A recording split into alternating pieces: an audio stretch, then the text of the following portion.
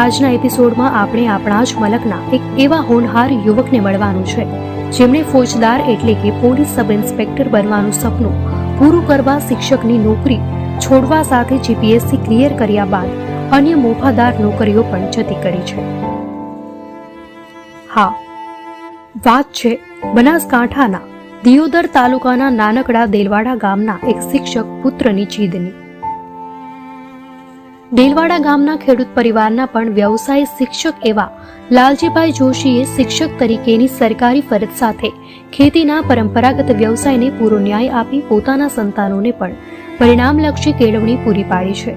લાલજીભાઈ જોશીના 3 દીકરાઓ પૈકીના જ્યેષ્ઠ પુત્ર હરીશભાઈ જોશીએ કારકિર્દી ક્ષેત્રે ઇચ્છિત સિદ્ધિ મેળવી પરિવારને ગૌરવ અપાવ્યું છે।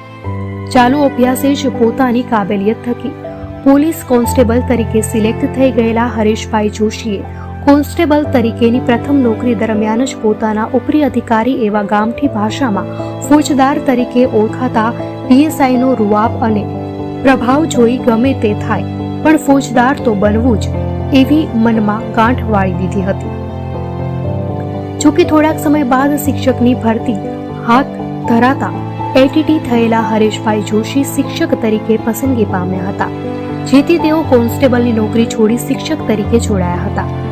શિક્ષક તરીકે સારી કામગીરીના પગલે તેમને સીઆરસી તરીકેની કામગીરી સોંપાઈ હતી। જોકે મનમાં ફોજદાર બનવાનું સપનું ઉછાળા મારતું હોય તેમણે 2016માં પીએસઆઈની પરીક્ષામાં પણ જ્વલંત સફળતા મેળવી પીએસઆઈ બનવાનું સપનું પૂર્ણ કરી દીધું છે। ગુજરાત પોલીસમાં પીએસઆઈ તરીકે નિયુક્તિ બાદ સુરત, પાટણ અને બનાસકાંઠા એમ 3 જિલ્લાઓમાં વિવિધ પોલીસ મથકો તેમજ સ્પેશિયલ ઓપરેશન ગ્રુપ અને લોકલ ક્રાઇમ બ્રાન્ચ જેવી મહત્વની શાખાઓમાં પણ પ્રભાવક કામગીરી કરી તેઓ પોલીસ અધિકારી તરીકે પણ આગવી નામના કમાઈ છે।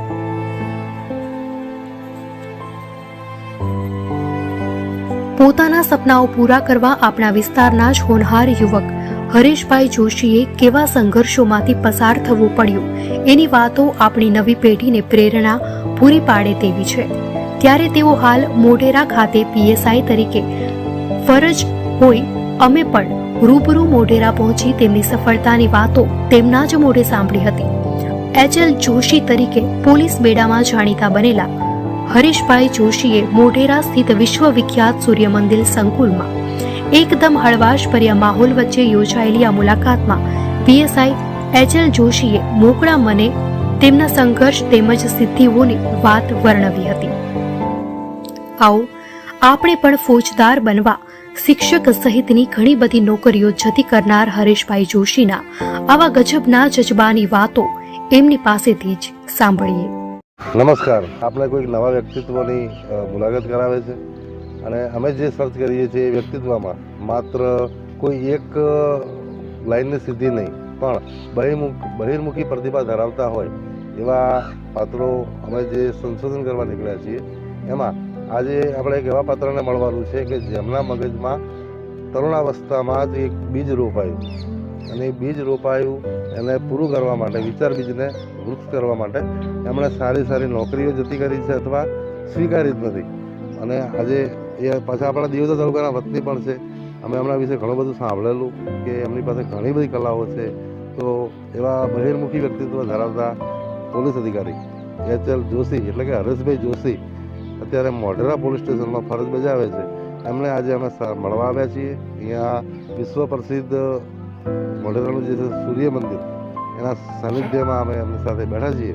આજે એમની પાસેથી ઘણું બધું જાણવા મળશે, યુવાનોને પ્રેરણા બળ પણ મળશે કે જો તમે કંઈક નવું કરવા ધારો છો તો તમે સખત મહેનત થકી એ હાંસલ પણ કરી શકો છો। એ આપણે આજે જોશી સાહેબ પાસેથી શીખીશું। આપણે પહેલાં એમનો પરિચય મેળવી લઈએ કે ક્યાંથી છે, એમનું ફેમિલી બેકગ્રાઉન્ડ શું છે એ જાણી લઈએ, પછી એમની સિદ્ધિ વિશે પણ જાણીશું।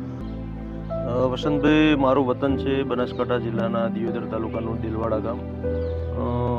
બ્રાહ્મણ પરિવારમાંથી આવું છું। મારા પિતાશ્રી અને દાદા ખેડૂત પુત્ર છે, ખેડૂત પરિવારનો દીકરો છું। મારા પિતાશ્રી શિક્ષકમાં નોકરી કરતા હતા, હમણાં છેલ્લા વર્ષે નિવૃત્ત થયેલા છે। મારા માતા ગૃહિણી છે। બાળકો કેટલા છે? વસંતભાઈ, 2 દીકરા છે। મોટો દીકરો 11 સાયન્સમાં અભ્યાસ કરે છે, નાનો દીકરો 7થમાં અભ્યાસ કરે છે. પાટણ ખાતે બંને દીકરાઓ અભ્યાસ કરે છે. આપણે જાણ્યું કે જોશી સાહેબ ખેડૂત પુત્ર છે, સાથે સાથે અમારા નોલેજમાં છે એ પ્રમાણે એમના પિતા શ્રી લાલજીભાઈ એ પણ પોતે શિક્ષક હતા, આજીવન શિક્ષક રહ્યા છે અને અત્યારે નિવૃત્ત જીવન કાઢી રહ્યા છે.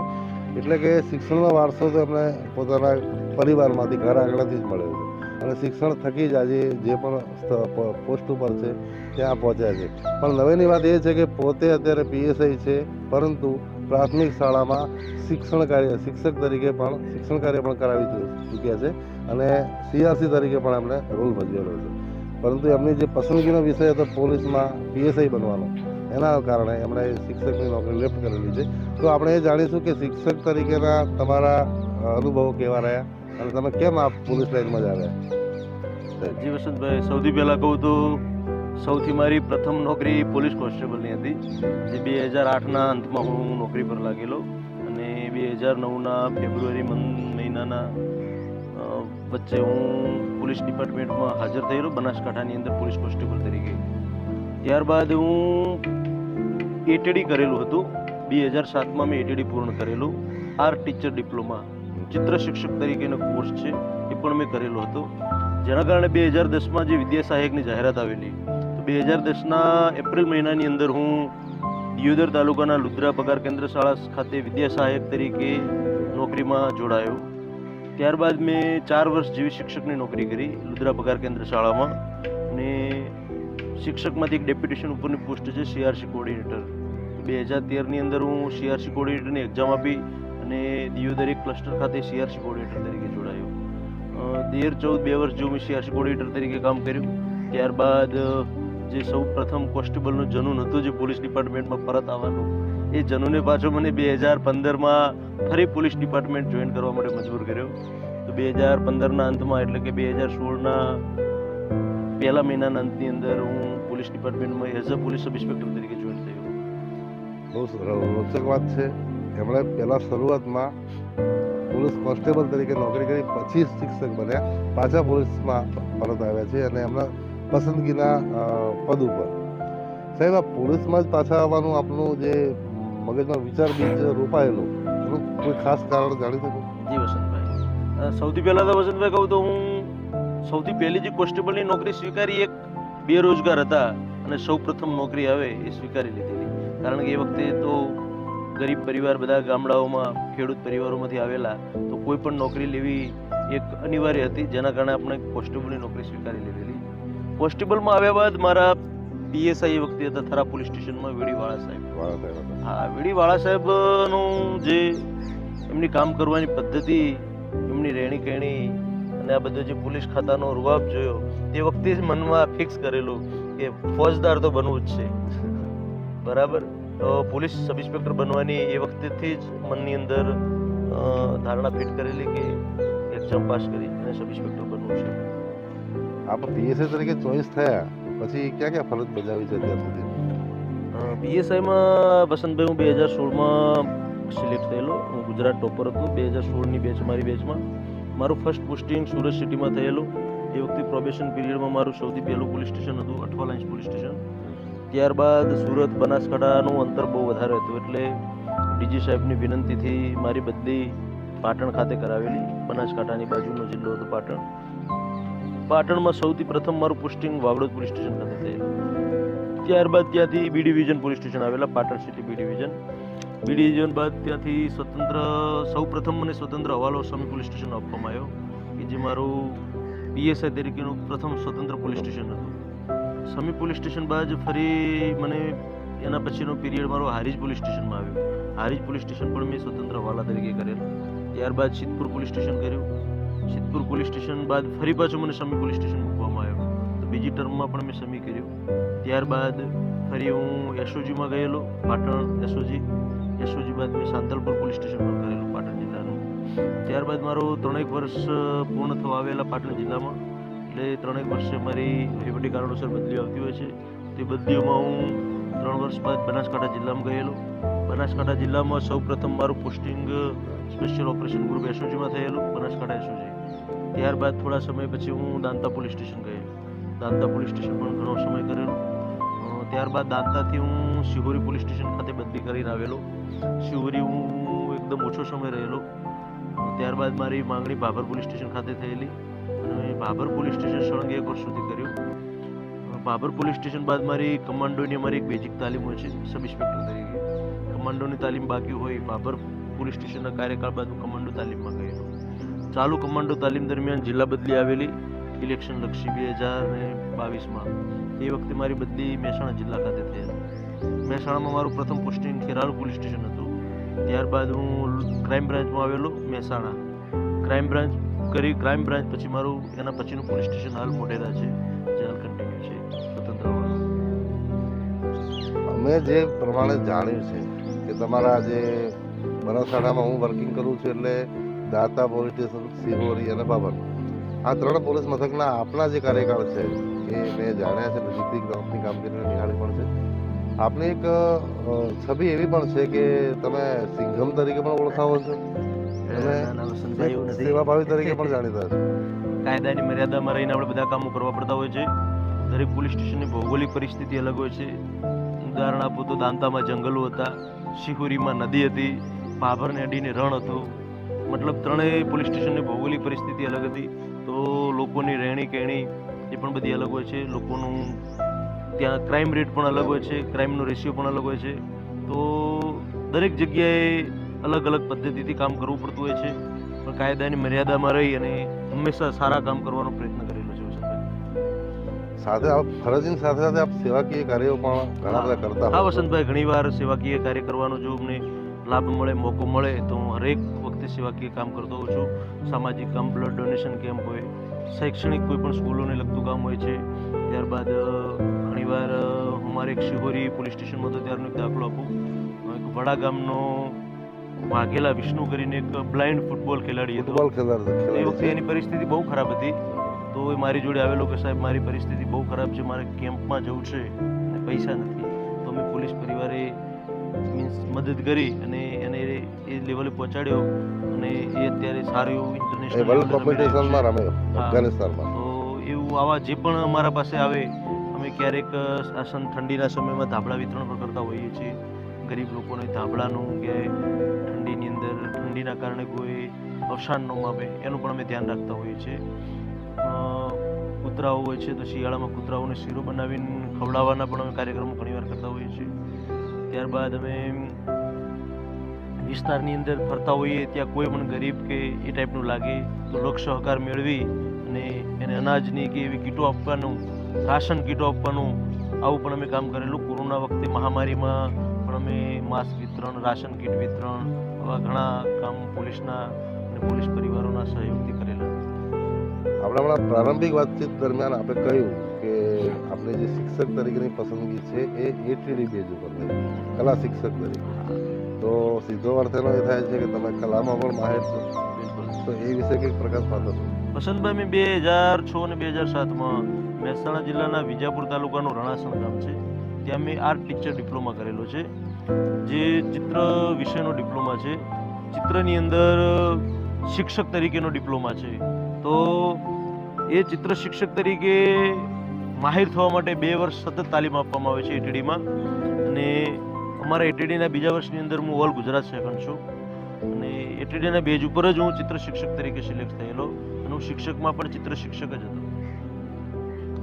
આપણે શિક્ષક તરીકે કુમળા બાળ માણસ સાથે કામ કરીએ છીએ અને હવે ખૂંખાર ત્રાસવાદીઓ સાથે કામ લઈ રહ્યા છો. તો તમને બંને જોબમાંથી બહુ સારી અને બહુ જરૂરિયાતવાળી જોબ કઈ? વસંતભાઈ, દરેક વ્યક્તિની પ્રગતિ ગમતી જ હોય છે. શિક્ષક એક કર્મચારી તરીકેની પોસ્ટ હતી, અત્યારે as a police sub inspector એક અધિકારી તરીકેની પોસ્ટ છે. શિક્ષકમાં પણ મને મજા આવેલી કામ કરવાની, ત્યાં પણ અમે ડેડિકેશનથી કામ કરેલું અને પીએસઆઈમાં પણ ડેડિકેશનથી કામ કરી રહ્યા છીએ.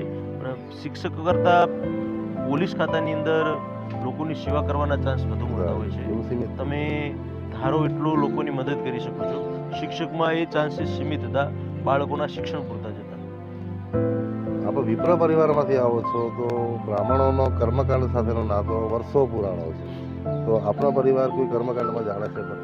અને વસંતભાઈ સાચું કહું તો મારું ગામ 500,000 કુટુંબોનું ગામ છે. આખું ગામ બ્રાહ્મણોનું છે. આખા ગામમાં કોઈને કર્મકાંડ આવડતા નથી. ખેતી સાથે ખેડૂત પરિવાર છે. ખેતી સાથે સંકળાયેલો પરિવારો છે બધા. દરેકને પોતાની જમીનો છે ગામમાં. દરેક પરિવાર પોતાની રીતે જમીનોમાં ખેતી કરી અને પેટીઓ ઢળે છે. કર્મકાંડની કામગીરીથી અમારા ગામ અલિપ્ત છે. એટલે મૂળ બધા એક જે ખેતી જોવે તો પછી બીજા હા, બિલકુલ નથી હા, કરતા. બીજા પ્રશ્નો રહેતા નથી. બિલકુલ નથી કરતા. વાત રહી તમારા બંને ક્ષેત્રોની, પોલીસ અને શિક્ષક તરીકેની, અને સાથે સાથે આપ ખેડૂત પુત્ર પણ છો, શિક્ષક પુત્ર પણ છો, એટલે આપ તો ચતુર્મુખી પ્રતિભા ધરાવતા હોય એવું લાગે છે. તો આપ ગામડામાંથી આવો છો. મેં જે પ્રમાણે સાંભળ્યું, તમે સાયકલ લઈને ભણવા જતા હતા, હોસ્ટેલમાં પણ થરા રહેલા છો, અને થરામાં ભણ્યા છો, અને થરામાંથી જ તમારા કારકિર્દીની શરૂઆત કરી છે. તો તમે થરા વિશે અને વતન વિશે શું કહેશો? સૌથી પહેલાં તો વસંતભાઈ, હું ગામડાની સરકારી પ્રાથમિક શાળામાં જ ભણેલો છું. પ્રાઇમરી શિક્ષણ મારું ગામમાં જ થયું છે. ત્યારબાદ હું ધોરણ 8નું હાઈસ્કૂલનું પ્રથમ વર્ષ મેં દિયોદરની વિકે વાઘેલા હાઈસ્કૂલમાં પ્રવેશ લીધો, ત્યાં કરેલો. ત્યારબાદ પિતાજીની એક ઈચ્છા હતી કે કોઈ સારી હોસ્ટેલમાં રહી અને સારું શિક્ષણ મેળવે, એટલે એક થરાની એક વિનય વિદ્યા મંદિર કરી સંસ્થા છે અનંદાભાઈ પટેલની. તો એ સંસ્થામાં મારા પિતાજી મને પ્રવેશ અપાવેલો. સરસ્વતી હોસ્ટેલ છે થરાની, એ હોસ્ટેલની અંદર હું રહેવા માટે ગયેલો. તો ધોરણ 9-10 હું થરા હોસ્ટેલમાં ભણેલો. ત્યારબાદ ફરી પાછો હું 11 ધોરણમાં અને 12માં વિકે વાઘેલા હાઈસ્કૂલ દિયોદર ખાતે આવેલો. આપે જે કહ્યું થરાનો, તો મારો જન્મ પણ થરામાં છે, મારું હાઈસ્કૂલનું શિક્ષણ પણ થરા થયું છે, કોલેજનું શિક્ષણ પણ થરા થયું છે, અને મારી કોન્સ્ટેબલ તરીકેની સૌ પ્રથમ નોકરી પણ થરામાં મને મળે છે. એ થરાથી બહુ ઘેરો નાતો જોડાયેલો છે. કોન્સ્ટેબલથી મોડીને પીએસઆઈમાં પણ ઘણીવાર હું થરા પોલીસ સ્ટેશનના ચાર્જમાં રહેલો છું. તો કોન્સ્ટેબલથી પીએસઆઈ સુધીની સફરમાં થરા શહેર સાથે ઘણું બધું જોડાયેલું છે. વાત કરીએ તમારા પોલીસ તંત્રની જે કામગીરી છે એની સફળતાની, તો તમે જે જાંબાજ અધિકારી તરીકે જાણીતા છો, તો તમે અત્યાર સુધીના ફરજકાળ દરમિયાન કયા એવા કોઈ ગંભીર ગુના એટેન્ડ કર્યા હોય, સોલ્વ કર્યા? વસંતભાઈ, આમ ગણવા જઈએ તો બધા જાબાજ અધિકારીઓ છે. પોલીસ ખાતામાં ઉપરી અધિકારીઓની સૂચનાથી બધા સારું કામ કરે છે. દરેક આપણે એવી જ અપેક્ષા રાખી બધા જાંબાજ અને બધા સારી રીતે જ કામ કરે. ઘણીવાર સારા એવા ડિટેક્શનો કરવાનો મોકો મળતો હોય છે. હું કહીશ તો હું સાંતલપુર પોલીસ સ્ટેશન હતો એ વખતે આડેસરથી એક માણસ 5 મર્ડર કરી, આડેસરનું હરિપર ગામ છે, ત્યાં 5 મર્ડર કરી અને ભાગેલો ત્યાંથી. અને એ આરોપીને એક મીડિયા ટ્રાયલ થઈ ગયેલો, એ કેસ આખો ગુજરાતમાં આકાર મચી ગયેલો. એ સાલો 5 મર્ડર કરી 5 લાશનો ઉપરા ઉપર ઢગલો કરી અને માણસ ભાગી ગયેલો. એ આરોપીને અમે કલાકની અંદર પકડી પાડેલો આડેસર ચેકપોસ્ટ ઉપર, સાંતલપુર ચેકપોસ્ટ ઉપરથી. તો એક એ સારી અચીવમેન્ટ હતી. ત્યારબાદ હું ભાભર પોલીસ સ્ટેશન ખાતેનું ચચાસણા ગામમાં એક વ્યક્તિ એની પત્નીને જ મર્ડર કરી અને જમીનમાં દાટેલી દીધેલી. ત્યારબાદ એણે ગુમની ફરિયાદ આપેલી, મારી પત્ની ગુમ થઈ ગયેલી છે. એ મર્ડર પણ અમે 2 મહિના પછી ડિટેક્ટ કરેલું. એ અનડિટેક્ટ મર્ડર ડિટેક્ટ કરેલું. એ પણ બહુ ગંભીર ઇસ્યુ હતો, છતાં મેં એને સોલ્વ કરેલો. ત્યારબાદ મારા મહેસાણાના કાર્યકાળમાં વિસનગર તાલુકાનું બાસણા ગામે રેપ વિથ મર્ડરનો એક બનાવ બનેલો. એ પણ બહુ ગૂઢ બનાવ હતો, જેમાં અમે એસપી સાહેબ, આઈજી સાહેબ અને ઉપરી અમારા ટોટલ ડીવાયએસપી સાહેબ, પીઆઈ સાહેબોની સૂચનાથી એમના માર્ગદર્શન નીચે સારું વર્ક કરેલું અને ગણતરીના દિવસોમાં આરોપીને અમે પકડી પાડેલો. તમે એટીડી થયેલા છો સાહેબ, બરાબર? એટલે તમે કલામાં શું માહિરી ધરાવો છો? વસંતભાઈ, આમ ગણવા જઈએ તો જે તે વખતે એટીડી શિક્ષક બનવા માટે કરેલું, જે હું સ્વીકારું છું. કલા કે કલાકાર બનવા માટે એટીડી કરેલું છે એવું બી નથી કે એટીડી કરીને શિક્ષક બનવું એવું લક્ષ્ય હતું જે તે વખતે. છતાં પણ એટીડીમાં અમે કાર્ટેજ પેપર, ત્યારબાદ ખાદી પેપર છે, poster colours, water colours, oil paint, oil colour, આ તમામ કલરોની અંદર ક્રેયોન કલર છે, મીણિયા કલર છે, આ બધા કલરોની અંદર વર્ક કરેલું. અને દરેક વર્ક અમને સારી રીતે કોલેજોમાં શીખવાડેલું કે કયા કાગળ પર કયા કલર, કઈ પેન્સિલનો ઉપયોગ કરવો અને ચિત્રો કેવી રીતે બનાવવા. અત્યારે ડિજિટલ યુગમાં ચિત્રોનો જમાનો થોડો ઓછો થઈ રહેલ છે, પણ છતાંય કલા એ તો કલા જ છે, એને કોઈ પહોંચી નથી શકવાનું. જમાનો ગમે તેટલો ડિજિટલ થાય છતાં પણ ચિત્રકલા એ તો ટકી જ રહેવાની છે. સાહેબ, આપે આપણા ફરજ ક્ષેત્રમાં પોલીસ લાઇનમાં ઘણા બધા એચિવમેન્ટ એવોર્ડ મેળવ્યા છે. એક રાજ્ય કક્ષામાં પણ આપણે 2 વખત પસંદગી થઈ. તો એના વિશે પણ થોડુંક કહો. બિલકુલ. સૌ પ્રથમ તો મેં જે આપને કહેલું ચચાસના મર્ડર ડિટેક્ટ કરેલું તે મર્ડર બાબતમાં મને એક સ્ટેટ લેવલે ગર્વ એવોર્ડ પ્રાપ્ત થયેલું. ત્યારબાદ મહેસાણાના જ બાસણા મર્ડર ડિટેક્ટ કરેલું અને બીજા ઘણા ચોરીના ગુનાઓ મેં ડિટેક્ટ કરેલા અને સારો એવો મુદ્દામાલ રિકવર કરેલો. તે બાબતે પણ ડીજીપી સાહેબ તરફથી કોપ ઓફ મંથનો એવોર્ડ પણ મળેલો છે. બાકી કલેક્ટર સાહેબના હસ્તે અને એસપી સાહેબના હસ્તે જિલ્લા લેવલે નાના મોટા ઘણા સન્માનો મળેલા છે. બનાસકાંઠા અને પાટણ બે જિલ્લાઓમાં જોબ કરી છે, સુરત પણ કરી છે. તો તમને ક્રાઇમ રેટ બાબતે બનાસકાંઠા કે પાટણ વિસ્તાર છે આપણે ઉત્તર ગુજરાતમાં, એમાં અને અન્ય વિસ્તારોમાં શું ડિફરન્સ લાગે? વસંત, દરેક એરિયા પ્રમાણે ક્રાઇમનો સિનારીઓ અલગ અલગ હોય છે. સુરત સિટીનો અલગ ક્રાઇમ હતો, પાટણમાં અલગ હતો, બનાસકાંઠામાં અલગ હતો, મહેસાણા થોડું એનાથી અલગ પડે છે. પાટણ બનાસકાંઠામાં થોડું સામ્યતા આવતી હોય છે. કે પાટણ અને બનાસકાંઠાની ભૌગોલિક પરિસ્થિતિ લગભગ એક સમાન જેવી છે. એનો સાક્ષરતા દર પણ લગભગ એક સમાન જેવો છે. ત્યાં પાટણમાં પણ બોર્ડર પર રણ આવેલું છે, બનાસકાંઠામાં પણ સરહદ પર રણ આવેલું છે. છતાંય બનાસકાંઠાને એક રાજસ્થાનની સરહદ લાગે છે, તો રાજસ્થાનથી પ્રોહિબિશનની પ્રવૃત્તિઓ, દારૂ ગુજરાતમાં ઘુસાડવાના પ્રયાસો થતા હોય છે. તો એ પ્રવૃત્તિ થોડી વધુ હોય છે બનાસકાંઠામાં, તો એના પર અંકુશ રાખવો પડતો હોય છે. પાટણ જિલ્લામાં પણ ઘણા જિલ્લાઓની સરહદ લાગે છે. થોડી પાકિસ્તાનની સરહદ પાટણને પણ લાગે છે, બનાસકાંઠાને પણ પાકિસ્તાનની સરહદ લાગે છે. તો આંતરરાષ્ટ્રીય સરહદો ધરાવતા બંને જિલ્લા છે. તો આંતરરાષ્ટ્રીય કક્ષાની સરહદ હોય એ બાબતે પણ બંને જિલ્લાઓમાં તકેદારી રાખવી પડતી હોય છે. બીજું કે મહેસાણા જિલ્લો છે, તો મહેસાણા જિલ્લામાં સાક્ષરતાનું પ્રમાણ પાટણ બનાસકાંઠા કરતાં થોડું સારું છે. અહીંનો ક્રાઇમનો સિનારીઓ થોડો અલગ છે. પાટણ બનાસકાંઠામાં શરીર સંબંધી ગુનાઓ વધારે બનતા હોય છે, મારામારીના. અહીં થોડા છેતરપિંડીના એ ટાઈપના બનાવો વધારે બનતા હોય છે. મહેસાણામાં વિદેશ મોકલતાના બાબતના, કબૂતરબાજીના એ મુજબના ગુનાઓ ઘણા બધા મહેસાણામાં બનતા હોય છે. તો દરેક ભૌગોલિક વિસ્તાર પ્રમાણે ક્રાઇમનો સિનારીઓ ચેન્જ થતો હોય છે. આથી આપના ફરજ ક્ષેત્રની વાત, આપ અમે જાણ્યું છે એ પ્રમાણે શક્તિના પણ બહુ મોટા ભક્ત છો, ઉપાસક છો, તો એ વિશે શું કહે? વસંતભાઈ, જે માને છે અને ભગવાનમાં શ્રદ્ધા છે એ વ્યક્તિ માનતું હોય છે. ઘણા બધા આ ભગવાનમાં નથી પણ માનતા હોતા. જે જેની માનસિકતા, જે જેનું પોતાનો વ્યક્તિગત વસ્તુ છે. હું દેવી મા અંબામાં માનું છું, બનાસકાંઠાનો છું, અને જે દેશની મોટી શક્તિપીઠ બનાસકાંઠામાં આવેલી છે એ મારા માટે ગર્વની બાબત છે. અને મા અંબા મારા બનાસકાંઠાની અંદર બેઠા છે એ મારા માટે બહુ ગર્વની વાત છે. અને હું મા અંબાનો ઉપાસક છું. આજે તમે મોઢેરામાં ફરજ બજાવો છો, જ્યાં વિશ્વનું વખણાતું સ્થાપત્ય કળાનું એક બહુ મોટું કેન્દ્ર સૂર્ય મંદિર છે, જ્યાં આપણે અત્યારે બેઠા પણ છીએ. તો અહીંયા આવ્યા પછી આ સ્થાપત્ય કળા વિશે કે મંદિરની મહત્તા વિશે સૂર્ય મંદિર બહુ જૂનું અને પ્રાચીન સન ટેમ્પલ છે. આ સૂર્ય મંદિરની અંદર કહેવાય છે કે ઉગતા સૂર્યનું પ્રથમ કિરણ સૂર્ય મંદિરના ગર્ભગૃહમાં આવે છે. તો વિશ્વની અંદર ઘણા બધા સૂર્ય મંદિરો છે. ભારતમાં પણ કોણાર્કનું સૂર્ય મંદિર છે, આ મોઢેરાનું સૂર્ય મંદિર છે. પણ મોઢેરાના સૂર્ય મંદિરની ભવ્યતા અલૌકિક છે.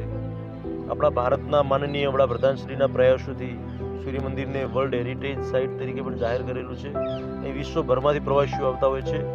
આ પ્રવાસીઓને સૂર્ય મંદિરની જે કોતરણી છે, જેનું બનાવટ છે, એનું જે તે વખતના એન્જિનિયરોએ જે બનાવ્યું છે, સૂર્ય મંદિરની આગળ જે સૂર્યકુંડ પણ છે, આજે સૂર્ય તોરણ પણ છે બાજુમાં, તો આ જે ભવ્યતા છે એ ખરેખર બીજે ક્યાંય નથી, બીજા કોઈ સૂર્ય મંદિરોમાં નથી.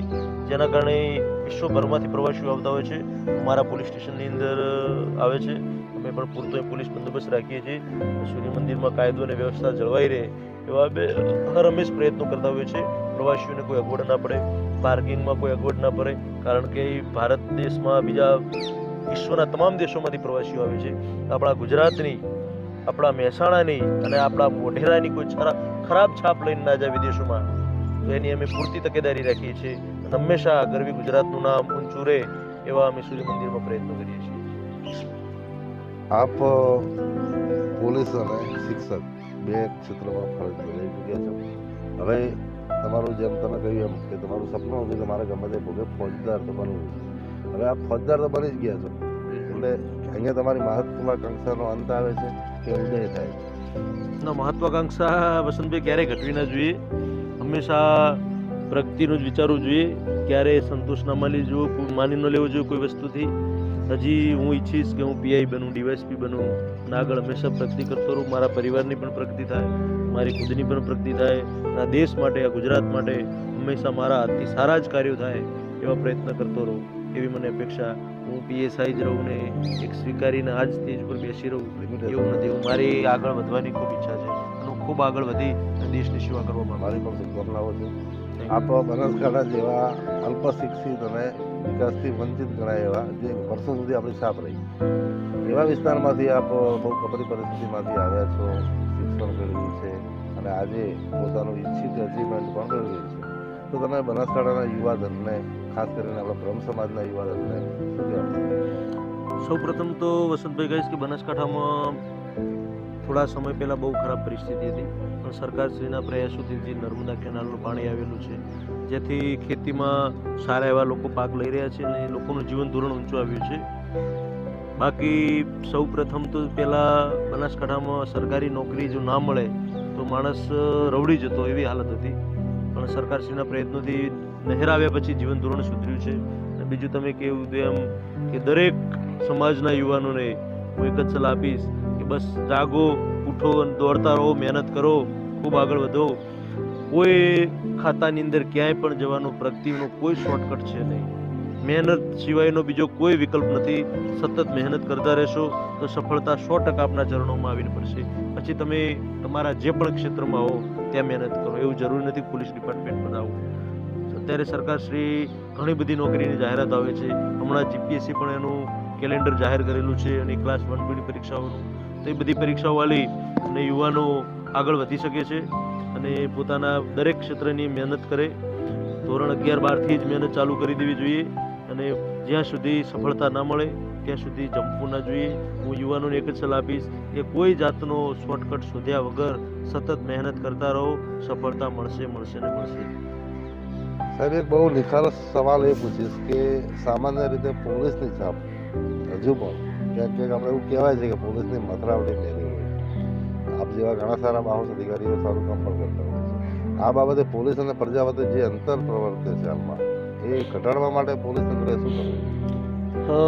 વસંતભાઈ, સૌ પ્રથમ તો કહીશ કે અત્યારે સરકારશ્રી જે ભરતી કરી રહી છે, વેલ એજ્યુકેટેડ યુવાનોની ભરતી કરી રહી છે. સૌથી ઘણા સમય પહેલાં 7 પાસ ઉપર પોલીસની ભરતી થઈ, ત્યારબાદ 10 પાસ પર થતી, પછી 12 પાસ પર થતી. અત્યારે વસંતભાઈ પોસ્ટ ગ્રેજ્યુએટ યુવાનો કોન્સ્ટેબલમાં ભરતી થાય છે. બધાએ વ્યવસ્થિત એજ્યુકેટેડ છોકરાઓ છે. ક્યાંય કોઈ લોકો સાથે મિસબિહેવ કરે એ ટાઈપનું અત્યારે ક્યાંય નથી. અત્યારે પહેલાંની સમય પહેલાંની પોલીસને અત્યારે પોલીસમાં ઘણા બધા ફરક આવી ગયા છે અને સરકારશ્રી અને અમારા જે સિનિયર અધિકારીઓ છે, ડીજીપી સાહેબથી આઈજી સાહેબ, એડિશનલ ડીજી, જે તમામ અધિકારીઓએ પોલીસના બિહેવમાં કઈ રીતે સુધારા કરવા અને પોલીસ અને પ્રજા વચ્ચેનું અંતર કેમ ઘટાડવું એના ઘણા બધા સેમિનારો, ઘણી બધી તાલીમોનું આયોજન થતું હોય છે અને એમાં સફળતા પણ મળેલી છે. જેથી હાલ પોલીસ અને પ્રજા વચ્ચે અંતર રહ્યું નથી. લોકો ખુલીને આવે છે અમારા પોલીસ સ્ટેશનોમાં. એ લોકોના ખુલીને એ લોકો મને પ્રશ્નો કહે છે. જે પણ તકલીફો પડતી હોય એનું અમારી જોડે રજૂઆત કરે છે અને તમામ તકલીફોનું નિરાકરણ લાવવા માટે પોલીસ પ્રયત્ન પણ કરતી હોય છે. અને જેથી હવે પોલીસ પ્રજા વચ્ચે અંતર રહ્યું નથી. લોકો માટે હેલ્પલાઇન નંબરો ઘણા સરકારે જાહેર કરેલા છે. મહિલાઓ માટે અલગ હેલ્પલાઇન નંબર છે, વૃદ્ધો માટે અલગ હેલ્પલાઇન નંબર છે, 100 નંબર જનરલ હેલ્પલાઇન નંબર છે. હમણાં છે લેટેસ્ટમાં તો પોલીસ વિરુદ્ધમાં કોઈ કમ્પ્લેન હોય તો એનો પણ સરકારે હેલ્પલાઇન નંબર જાહેર કરેલો છે. તો હંમેશા સરકાર અને અમારા સિનિયર અધિકારીઓનું છેકથી એ જ છે કે ભાઈ પોલીસ હંમેશા પ્રજાની સેવા કરે અને પ્રજાને પોલીસ તરફથી ક્યાંય કોઈ પ્રશ્ન ઊભા ના થાય અને સુખ, શાંતિ અને કાયદોની વ્યવસ્થા સમગ્ર રાજ્યમાં જળવાઈ રહે. આપ 7-8 વર્ષથી પોલીસમાં જોબ કરી રહ્યા છો, તો અત્યાર સુધીમાં બહુ ગૌરવપૂર્ણ કે દિલને ઠંડક પહોંચે એવો કોઈ અનુભવ, સુખદ અનુભવ? હા, ઘણીવાર મેં આપને કહ્યું એમ ગરીબ લોકો હોય છે અને એમની સેવા કરવાનો ઘણીવાર મોકો મળતો હોય છે. હું મારો એક અનુભવ કહીશ. હું 2009માં કોન્સ્ટેબલ તરીકે થરા પોલીસ સ્ટેશનમાં ફરજ બજાવતો હતો. એ વખતે નાઇટનો સમય હતો, મારી નાઇટ હતી. પુલ ત્યાં એ વખતે આ નહોતો અને ત્યાં નીચે મેં બેઠા હતા. રાત્રે પાટલી પર નાઇટ કરતા હતા. મારી સાથે હોમગાર્ડ હતો અને હું હતો. એક લેડીઝ રડતી આવી અને કહ્યું કે સર તકલીફ છે. એની સાથે એક નાની દીકરી પણ હતી. એટલે પછી મેં પૂછ્યું, બેન કીધું રાતના 2 વાગ્યા છે ને તમે આવી રીતે એકલા ફરો છો, શું તકલીફ છે, શું થયું છે? તો એ બેન થોડી વાર તો કંઈ બોલ્યા નહીં. પછી મેં એમને પ્રેમથી પાણી પીવડાવી સમજાવ્યું કે બેન જે પણ તકલીફ હોય મને કહો, આપણે એનો નિકાલ કરશું. તો બેને કહ્યું સર હું પ્રેગ્નન્ટ છું અને પ્રેગ્નન્સીનો સમય પૂર્ણ થયો છે, પણ મારી પાસે પૈસા ન હોવાથી મને કોઈ ડૉક્ટર દવાખાનામાં દાખલ નથી કરતા. એ વખતે વસંતભાઈ મારો પગાર 2500 રૂપિયા, અને એ વખતે 2500ના પગારમાં મેં 10,000 રૂપિયા એટીએમમાંથી એ જ સમય કાઢ્યા. રાત્રે એક તુફાન ગાડીવાળાને બોલાવ્યો, મને હજી યાદ છે, તુફાન ગાડી હતી. એ તુફાન ગાડીવાળાને પૈસા આપી અને કહ્યું કે આ બેનને સારામાં સારા દવાખાનામાં લઈ જાઓ, આ 10,000 રૂપિયા છે, એમણે ડિલિવરીનો જે પણ ખર્ચ થાય બધું પૂર્ણ કરી દવા સાથે પરત એમના ઘેર મોકલો. તો એ જે કામ કર્યું એનો આત્મસંતોષ મને મળ્યો એ ખરેખર ગજબનો હતો. જે આત્મસંતોષને જે આપણો અંદરથી આનંદ આવે ને એ પ્રસંગ મને આજીવન યાદ રહેશે. એટલે આવા પ્રસંગો જીવનમાં બહુ ઓછા બનતા હોય. બિલકુલ બિલકુલ. હું પ્રાથમિક લેવલથી જ મારા પિતાશ્રી શિક્ષક હતા. સતત મને એક જ વાત કહેતા કે દીકરા મહેનત કરશો તો અત્યારે મહેનત કરશો તો તમારી પાછળની જિંદગી સુખ શાંતિથી પસાર કરી શકશો. જો અત્યારે તમે આરામ ફરમાવશો તો પાછળની જિંદગીમાં બહુ તકલીફ પડશે. તો એ વાક્ય મેં યાદ રાખી અને સતત પ્રાથમિક શાળાથી જ મેં મહેનત કરેલી. હાઈસ્કૂલમાં પણ મહેનત કરી અને સારી એવી ટકાવારી પ્રાપ્ત કરેલી. ત્યારબાદ કોન્સ્ટેબલની જે ભરતી આવી તેમાં મહેનત કરીને હું ગુજરાતમાં ટોપર હતો. બાદ જે આપણે કહ્યું એટીડીનું, તો એટીડીમાં પણ હું ગુજરાત સેકન્ડ હતો. એમાં પણ મેં ઘણી મહેનત કરેલી. અને જે કહ્યું પીએસઆઈનું, તો પીએસઆઈ બનવાનું તો પહેલાં મેં આપણે જેમ કહ્યું એમ એક ડ્રીમ હતું પોલીસ સબ ઇન્સ્પેક્ટર બનવાનું.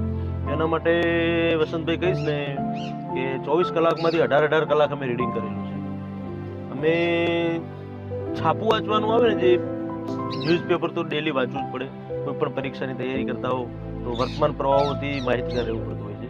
તો એક બાજુ મારું ટિફિન ખોલીને ખાતો અને બાજુમાં છાપું મૂકી દીધો. તો છાપું વાંચવાનો ટાઈમ 10 મિનિટ બગડે નહીં એના માટે હું જમવાનો અને છાપા વાંચવાનો 2 ટાઈમ સાથે રાખતો. જમવાનું પણ ચાલુ રહે અને છાપું પણ વંચાઈ જાય. તો આ સતત આ ટાઈપની મહેનત કરેલી. વાંચવા સિવાય બીજું કોઈ વાત જ નહીં. અમે જ્યારે રૂમ રાખીને તૈયારી કરતા ને ત્યારે નીચે ચાની કિટલી પર ચા પીવા જતા. તો ચા પીવા જતી વખતે અમે એ ડાયરીમાં અમુક મુદ્દાઓ લખી રાખેલા. એ મુદ્દાઓ અમે ચાની કિટલી પર જઈએ, ચાવાળાનો ઓર્ડર કરીએ કે ચા લાવ, તો એ ચા લાવે 5-10 મિનિટમાં, ત્યાં સુધી અમે ડાયરી વાંચી લેતા. ચાના પીવાના સમય પણ આપણો ખોટો સમયનો વ્યય ના થાય એના માટે ચાની કિટલી પર પણ અમે અમુક મુદ્દાઓ લખીને જતા ડાયરીમાં ને ત્યાં બેસીને વાંચતા. એટલે રીડિંગ મહેનત સિવાય કોઈ વિકલ્પ નથી. એટલે સખત મહેનત કરેલી એ વખતે પીએસઆઈ બનવા માટે. અને પહેલેથી એક લક્ષ્ય જ હતું કે ગુજરાતમાં ટોપર બનવું છે. એ લક્ષ્યને આગળ રાખીને સતત મહેનત કરેલી. આપણે કહ્યું એમ કે સમયનું મહત્વ આપ સમજ્યા છો પહેલાથી. તો આપણા 8 વર્ષના ટૂંકા ફરજકાળ દરમિયાન તમે જે પ્રમાણે પ્રસિદ્ધિ મેળવી છે, જે ફરજ નિષ્ઠા દાખવી છે, એની સાથે સાથે તમારો બદલીનો રેશિયો પણ બહુ ઊંચો છે, જે અમે જાણીએ છીએ. અત્યાર સુધીમાં તમે લગભગ 20 પોલીસ સ્ટેશન જોઈ ચૂક્યા છો. આનું કોઈ કારણ ખાસ જાણી શકું? પહેલો વસંતભાઈ આપણો પ્રશ્ન તો કે પ્રસિદ્ધિની વાત છે. તો પ્રસિદ્ધિ તો જો મહેનત કરો, સારા કામ કરો તો પ્રસિદ્ધિ તમારા સામે આવતી હોય છે. પ્રસિદ્ધિ ક્યાંય વેચાતી મળતી નથી, પ્રસિદ્ધિ ક્યાંય માગવાથી મળતી નથી. તમે સારા કામ કરો, મહેનત કરો તો પ્રસિદ્ધિ તમારા ચરણો ઝૂમી જ લેતી હોય છે. બીજી વસ્તુ કરી બદલીની, તો પોલીસ ખાતામાં બદલીઓ એક સ્વાભાવિક છે, વહીવટી કારણોસર થતી જ હોય છે. બદલીમાં પછી તમે જેમ કહ્યું એમ બદલી થવાથી પરિવાર ડિસ્ટર્બ થવાનો આવા થોડા પ્રશ્નો ઉદ્ભવતા હોય છે. પણ હું ગામડા પરિવારમાંથી આવું છું અને મારા નસીબ છે કે મને સમજદાર પરિવાર મળ્યો છે કે હું મારી ગમે એટલી બદલી થાય, હું ઘરે જાઉં ના જાઉં, છતાંય મારો પરિવાર અને મારા સંતાનોને સંભાળી લે એ ટાઈપનો બધો આખો પરિવાર મળ્યો છે. જેથી મને પરિવારમાંથી સહકાર છે, એના કારણે મને ક્યાંય બદલીમાં તકલીફ નથી પડી. એક કહું, આપણા દેશના વડાપ્રધાન મોદી સાહેબ અને એક સફીન હસીન સાહેબનું એક વાક્ય મને યાદ આવે છે. સફીન હસન સાહેબે કહેલું છે કે સફળ થવું હોય તો ઘર છોડવું જ પડશે. તો એ વાક્ય હંમેશા મેં સિદ્ધ કરવાનો પ્રયત્ન કર્યો છે. ઘર છોડ્યા વગર ક્યાંય સફળતા મળવાની નથી. માઇગ્રેટ તો થવું જ પડશે. બરાબર. મોદી સાહેબની જેમ ઝોલી લઈને જ ફરું છું. જ્યાં બદલી થાય ત્યાં બેગ ગાડીમાં નાખી અને બીજા જગ્યાએ હાજર થઈ જવાનું. બરાબર. ક્યાંય એનો હરખ શોખ નથી હોતો. મને દરેક જગ્યાએ જ્યાં નોકરી કરી ત્યાં મજા જ આવી છે. ક્યાંય કશું જ તકલીફ પડી. એવું કહેવાય છે કે કોઈ પણ સફળ પુરુષની સફળતા પાછળ સ્ત્રીનો બહુ મોટો રોલ હોય છે, નારીનો. એ માતૃ સ્વરૂપે પણ હોઈ શકે, પત્ની સ્વરૂપે પણ હોઈ શકે. બિલકુલ બિલકુલ વસંતભાઈ, જ્યારે હું તૈયારી કરતો ને ત્યારે મને યાદ છે કે હું 10મા 11મામાં ભણતો એ વખતે મારા માતા એ અલાર્મ મારા માટે મૂકતા 4 વાગે, એ ઉઠતા, એ મને ઉઠાડે અને હું બ્રશ કરું ત્યાં સુધી મારા માટેની ચા તૈયાર રાખતા 4 વાગે સવારમાં. તો એ 4 વાગે મારા માટે ઉઠીને ચા તૈયાર કરી નાખતા અને જમવાના સમય સમયસર જમવાનું બનાવી આપે. અને હંમેશા દરેક માતાની ઈચ્છા હોય છે કે પોતાનો દીકરો સફળ થાય અને સારી જગ્યાએ કામ કરે. એટલે મારી માતાનો બહુ સારો એવો રોલ રહ્યો છે. ત્યારબાદ લગ્ન પછી મારી પત્ની પણ સારો સહકાર આપેલો છે, જેના કારણે હું આ જગ્યા પર પહોંચી શકેલો છું. નારી શક્તિ વિશે કંઈક ખાસ કેવું હોય તો શું કહેશો? હા, બસ નારી શક્તિમાં તો જે તે વખતે આપણે ગુજરાત સરકારની દરેક યોજનાઓમાં અત્યારે નારી શક્તિની પ્રાધાન્ય અપાઈ રહ્યું છે. અમારા પોલીસ ખાતાની વાત કરું તો અત્યારે 33% મહિલાઓને પોલીસની ભરતીમાં અનામત આપવામાં આવી છે, જેના કારણે આપણી ગુજરાતની મહિલાઓ તમને અત્યારે ખાકી ભરતીમાં જોવા મળે છે. આટલા મોટા માસની અંદર મારું માનવું છે કે ભારત દેશમાં સૌથી સુરક્ષિત નારી ગુજરાતમાં છે, કે જે અત્યારે તમે રાતના 2 વાગે પણ કોઈ પણ શહેરની અંદર નીકળશો તો કોઈ પણ આપણી બેન દીકરી વોક કરતી કે ફરતી જોવા મળતી હશે. તમે કોઈ પણ શહેરમાં જોઈ શકો છો કે આ સરકારની યોજનાઓ અને ગુજરાત પોલીસની જે સુરક્ષા આપવાની પ્રતિબદ્ધતા છે એના કારણે આપણી દેશની નારી પોતાની રીતે સારી એવા વ્યવસાય કરી શકે છે, સારી શિક્ષણ મેળવી શકે છે અને સારું એવું ઉચ્ચ જીવન જીવી શકે છે. રાજકીય ઈચ્છા શક્તિની વાત કરીએ, કોઈ પણ વિભાગ હોય તો એની કાર્ય પદ્ધતિ હોય કે એની જે પર્સનાલિટી હોય એ રાજકીય ઈચ્છા શક્તિ પ્રેરિત હોય. અત્યારે આપણા મોદી સાહેબ જવાનોને જે બોર્ડર ઉપર મોરચો સંભાળે છે એ જવાનોને બહુ પ્રોત્સાહન આપી રહ્યા છે. કેન્દ્રીય ગૃહમંત્રી અમિત શાહનો પણ સારો વલણ છે અને આપણા ગુજરાતના ગૃહમંત્રી, યુવા ગૃહમંત્રી હર્ષ સંઘવી ખાસ કરીને એમના પોતાના ગૃહ મંત્રાલયના ડિપાર્ટમેન્ટના જે પોલીસ અધિકારીઓ છે, કર્મચારીઓ છે, એસટી ડિપાર્ટમેન્ટના જે નાના કર્મચારીઓ છે, એમને પણ સતત પ્રોત્સાહનલક્ષી અભિગમ અપનાવી રહ્યા છે. આપ હર્ષ સંઘવીની કાર્ય પદ્ધતિ વિશે શું કહેશો? સૌપ્રથમ તો આપણે જે કહ્યું મોદી સાહેબનું, અમિત શાહ સાહેબનું, તો છેલ્લા બજેટની અંદર તમે જોયું સંરક્ષણ ક્ષેત્ર અને ગૃહ ક્ષેત્રે સારું એવું બજેટ ફાળવેલું છે. દેશનું સુરક્ષા એ સરકારની પ્રાધાન્યતા છે અત્યારે, તેના માટે સારી એવી બજેટની જોગવાઈ કરેલી છે. બીજું ગુજરાત રાજ્યના ગૃહ રાજ્યમંત્રી હર્ષ સંઘવી સાહેબની વાત કરી તો એક યુવાન છે, યુવાઓ માટેના આદર્શ છે અને ગૃહ ખાતામાં એમણે બહુ સારા એવા કાર્યો કર્યા છે. ઉપરી અધિકારીઓને સતત માર્ગદર્શન આપતા રહે છે અને અમને ખાસ પ્રોત્સાહન આપતા રહે છે કે દરેક કામની અંદર આપણા ગૃહમંત્રી હંમેશા આગળ હોય છે. ક્યાંય પણ બનાવ, કોઈ મોટો બનાવ બની જાય ગુજરાતની અંદર, ત્યાં પણ આપણા ગૃહમંત્રી સાહેબ હંમેશા ત્યાં પહોંચી જતા હોય છે અને એક લીડ રોલ નિભાવતા હોય છે. પોલીસની સાથે રહી અને કાયદો અને વ્યવસ્થા ગુજરાત રાજ્યની અંદર સારું જળવાઈ રહે એવું ગૃહમંત્રી સાહેબનું હંમેશા નિયમ હોય છે. તો એક આપણા ગુજરાતને ગર્વ લેવા જેવી વાત છે કે એક સારા ગૃહમંત્રી મળ્યા છે આપણા. સામાન્ય રીતે આપણા પરિવારોની એક માનસિકતા એવી હોય છે કે પોલીસ સ્ટેશન અને કોર્ટ આ બંનેના પગથિયા ન ચડવા જોઈએ, એનાથી ઘણી બધી હેરાનગતિઓ થતી હોય છે, એવી એક માનસિકતા છે. આજે કાયદાના નિષ્ણાત અને પોતે ખુદ પોલીસ અધિકારી છે એવા હરેશભાઈ આપણી સાથે છે. એમને પણ અત્યાર સુધીના ફરજકાળ દરમિયાન ઘણા એવા બધા પ્રશ્નોના સામના કરવા પડ્યા હશે. ક્યાંક ધાર્મિક મુદ્દા પણ એમની પાસે આવ્યા હશે, ક્યાંક લાગણીશીલ મુદ્દા પણ આવ્યા હશે. સાહેબ પાસેથી એ જાણવાની કોશિશ કરી કે તમને વર્ધીમાં ક્યારેક કોઈ આવા ધાર્મિક સમુદાયના પ્રશ્નોનો સામનો કરવો પડ્યો હોય અથવા કોઈ લાગણીશીલ પ્રશ્નોનો સામનો કરવો પડ્યો હોય એવી કોઈ યાદગાર ઘટના? વસંતભાઈ, સૌ પ્રથમ તો કહું, પોલીસનો કોઈ ધર્મ જ નથી. પોલીસ કોન્સ્ટેબલની પાછળ ક્યારે જાત લખાતી નથી. પોલીસ દરેક સમાજને, દરેક ધર્મ માટે છે. પોલીસ તરીકે અમારો એક જ ધ્યેય હોય છે કે દરેક ધર્મની, દરેક જાતિની પ્રજા સુખ શાંતિથી રહી શકે. મારો જ એક દાખલો આલો. હું સાંતલપુર પોલીસ સ્ટેશનના કાર્યકાળ દરમિયાન એક ગરીબ મુસ્લિમ પરિવાર હતો. તે મુસ્લિમ પરિવાર માટે એની દીકરીના લગ્ન કરાવવા માટે પણ પૈસાની સગવડ નથી. તો મેં સંપૂર્ણ પોલીસ સ્ટેશને ભેગા થઈ અને ફાળો કરેલો અને એ દીકરીના અમે લગ્ન કરાવેલા. મતલબ એનું હું નામ નહીં જાહેર કરું, પણ પોલીસ હંમેશા સંવેદનશીલ હોય છે. એવું જરૂરી નથી કે પોલીસ એકદમ નિષ્ઠુર જ હોય. પોલીસ ક્યારે પણ કોઈ વ્યક્તિને આર્થિક, સામાજિક જે પણ જરૂર પડે એ જરૂરિયાત પૂરી કરવા માટે પોલીસ હંમેશ તત્પર રહેતી હોય છે. તેથી પોલીસનો કોઈ જાતિ કે ધર્મ હોતો નથી. દરેક સમાજને, દરેક ધર્મો માટે પોલીસ કામ કરે છે. એમાં ગુજરાત પોલીસ દરેકને સાથે લઈને ચાલવા વાળી પોલીસ છે. આપ શિક્ષક શિક્ષણ સાથે સંકળાયેલા પરિવારમાંથી આવે છે અને શિક્ષણ થકી કદાચ આટલું ઊંચું સ્થાન પણ પામે છે. તો નવી પેઢીને શિક્ષણના મહત્વ વિશે શું કહેવાનું? વસંતભાઈ, શિક્ષણ સિવાય તો કંઈ છે જ નહીં. હાલ જે જમાનો જે ઝડપે આગળ વધી રહ્યો છે, વિશ્વ સાથે તાલથી તાલ મિલાઈને ચાલવાની વાત છે. અને આપણા વડાપ્રધાન જે દેશને વિશ્વગુરુ બનાવવાની વાત ચાલી રહી છે અને વિકસિત રાષ્ટ્ર બનાવવાની વાત ચાલી રહી છે. મોદી સાહેબની નેમ છે કે 2045 સુધી તો ભારત દેશને વિકસિત રાષ્ટ્ર બનાવી દેવું, જે અત્યારે વિકાસશીલ દેશ છે એ વિકસિત દેશ કરવો. તો એના માટે સૌથી મહત્વનું પાસું છે શિક્ષણ. દેશનો દરેક નાગરિક શિક્ષણ મેળવશે, સારું શિક્ષણ મેળવશે. અને અત્યારે ટેકનોલોજી, વિજ્ઞાન એટલું બધું આગળ વધી રહ્યું છે. ભારત દેશ ચંદ્ર ઉપર પણ જઈ આવ્યો છે. દરેક ગ્રહો ઉપર યાન મૂકવાની તૈયારીઓ ચાલી રહી છે. તો અત્યારે વિશ્વ સાથે જો ચાલવું હશે અને દરેક દેશોથી એક સ્ટેપ આગળ વધવું છે તો શિક્ષણ જરૂરી છે. અને આપણો દેશનો યુવાધન દેશમાં જ રહે અને દેશનો જ વિકાસ કરે એ બહુ જરૂરી છે અત્યારે. સાહેબ સાથેની આજની મુલાકાતમાં આપણે એ પણ જાણ્યું કે તેઓ કલામાં પણ પાવરદાર છે અને પોલીસમાં ભરતી થયા છે અને એ જે એમના નિશ્ચિત પોસ્ટ ઉપર છે ત્યારે શરીર સૌષ્ઠવને પણ એટલું જ મહત્ત્વ આપતા હશે એ આપણે માની લેવું પડે. સાહેબ, શરીર સૌષ્ઠવનું શું મહત્ત્વ છે શરીર રચના માટે? વસંતભાઈ, પહેલું તો કોઈ પણ ફોર્સ છે, સુરક્ષા દળો છે, પોલીસ છે, એમના માટે શરીરની મજબૂતાઈ બહુ મહત્વની છે. પહેલાં તો ભરતી જ શારીરિક બાંધો ભરતીની અંદર પણ માયને રાખે છે કે સારો શારીરિક બાંધો હોય એને જ ભરતીમાં પસંદ કરવામાં આવતો હોય છે. બીજી વસ્તુ કે આખરી તાલીમ આપવામાં આવતી હોય છે. પોલીસની ભરતી બાદ PSI તરીકે 12 મહિના તાલીમ હોય છે, કોન્સ્ટેબલ તરીકે 9 હોય છે, 9 મહિના હોય છે.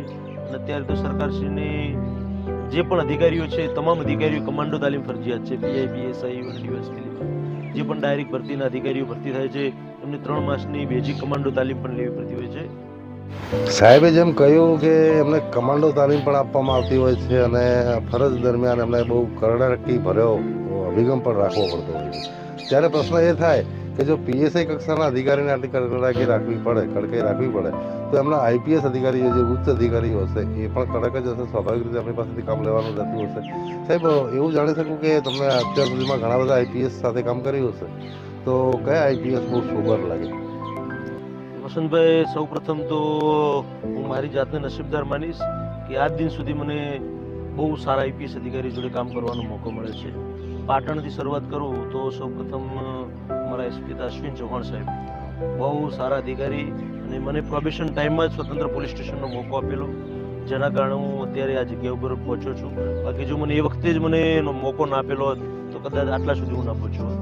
એટલે એમની સાથે કામ કરવાની બહુ મજા આવેલી. ત્યારબાદ ગુજરાતના એક જાણીતા IPS શોભા પુતળા સાહેબ જે અમારા SP તરીકે પાટણ આવેલા, તો એમનું વલણ પણ બહુ કડક હતું. છતાં પણ એમની કામ કરવાની પદ્ધતિ અને એમની સાથે કામ કરવાની બહુ મજા આવેલી. બહુ નિખાલસ ભાવે અમારી જોડે કામ લેતા, એકદમ પ્રેક્ટિકલી હતા. મેડમ સાથે કામ કરવાની બહુ મજા આવેલી. ત્યારબાદ અક્ષરાજ સર આવેલા. અક્ષરાજ સર પણ બહુ સોબર અને ગુજરાતી IPS હતા, જેના કારણે એમની જોડે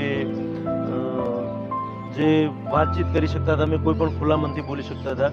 અને વિસ્તારની અંદર કોઈ પણ પ્રશ્ન બન્યો હોય તો મેં અક્ષરાજ સાહેબને ખુલીને કહી શકતા હતા કે સાહેબ આ વસ્તુ છે, આમાં આવું થઈ શકે છે, આમાં આવું થઈ શકે છે. અને સાહેબ પણ બહુ પોઝિટિવ હતા. હંમેશા પ્રજાલક્ષી કાર્યોની અંદર એમનો હેતુ હતો કે લોકોનું સારું થાય, લોકોનું કલ્યાણ થાય. એ ટાઈપનો હેતુ અક્ષરાજ સરનો હતો. ત્યારબાદ બનાસકાંઠા ગયેલો તો બનાસકાંઠા તરુણ દુગ્ગલ સાહેબ મળેલા, પણ બહુ સોબર અને સારા અધિકારી, જેમણે મને બનાસકાંઠામાં પણ સારી જગ્યાએ નોકરી કરવાનો મોકો આપેલો. અને બહુ સારા અધિકારી દુગ્ગલ સાહેબ હતા.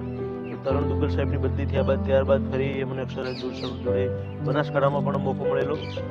ત્યાંથી હું મહેસાણા જિલ્લામાં આવેલો. મહેસાણા જિલ્લામાં અચલ ત્યાગી સર હતા SP. તો ત્યાગી સાહેબે પણ મને ક્રાઇમ બ્રાન્ચમાં સ્ટાર્ટિંગમાં જ મોકો આપેલો. અમે બહુ સારું કામ કર્યું. ત્યાગી સાહેબનો બહુ સપોર્ટ હતો અને એકદમ બહુ પોઝિટિવ હતા. પોલીસ માટે પણ બહુ પોઝિટિવ. ત્યાગી સાહેબ ગયા પછી લોકો હજી એમને આખો જિલ્લો યાદ કરે છે. તો ત્યાગી સાહેબનો જે સ્વભાવ, એક સરળતા છે એમની, ડાઉન ટુ અર્થ હતા, તો એમની સાથે કામ કરવાની બહુ મજા આવેલી. ત્યારબાદ અત્યારે મારા ઇન્ચાર્જ SP છે ઋષિકેશ ઉપાધ્યાય સર, એ પણ બહુ સરળ વ્યક્તિત્વ ધરાવે છે. ઉપાધ્યાય સાહેબ પણ એકદમ ડાઉન ટુ અર્થ છે, જમીન સાથે જોડાયેલા છે. સાહેબ ઉપાધ્યાય સાહેબ પણ હંમેશા અમને દરેક વસ્તુમાં માર્ગદર્શન આપતા રહે છે. મારાથી કોઈ નાની મોટી ભૂલ થઈ ગઈ હોય છતાંય ઉપાધ્યાય સાહેબ અમને એમાં પોઝિટિવ રસ્તો કેવી રીતે નીકાળવો એનું હંમેશા માર્ગદર્શન આપતા રહે છે. આવા અધિકારીઓના કારણે અમને ડર નથી રહેતો કે અમે ક્યાંક ભૂલ કરી બેસશું ને અમારા ઉપર અધિકારી તરફથી ઠપકો મળશે. અમારી નાનકડી ક્યાંક ભૂલ થઈ ગઈ હોય છતાં અમારા અધિકારીઓ અમને મીઠો ઠપકો આપીને કહે છે કે હવે આ ભૂલ ફરી ન કરતો, આ ભૂલને ફરી ન કરતો, ધ્યાન રાખજે, નેક્સ્ટ ટાઈમ દેખ લેના. આવી રીતે ઉપરી અધિકારીઓ હંમેશા સારા મળ્યા અને પોઝિટિવ મળ્યા છે, જેના કારણે અમે આ સ્ટેજ પર પહોંચી શક્યા છીએ. સાહેબે એમની સાથેની વાતચીતમાં એક નામ બોલ્યા, અશ્વિનભાઈ ચૌહાણ.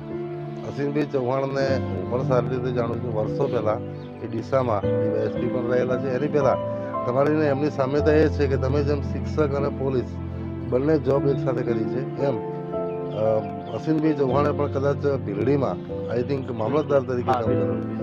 એટલે સારા આઈપીએસ અધિકારીઓ પાસે તૈયાર થયા છે, એમને સારું માર્ગદર્શન મળ્યું છે. સૌથી મોટી વાત તો એમના પરિવારમાંથી જ અમને પહેલા દિવસથી જ કેળવણી મળી છે, શિક્ષક પિતા દ્વારા. પછી એમણે કહ્યું એમ એમના માતુશ્રીએ પણ એમના માટે બહુ ભોગ આપ્યો છે અને બાળપણના ગ્રામાડાના વાતાવરણમાં ઉછરેલા છે, ખેડૂત પુત્ર છે.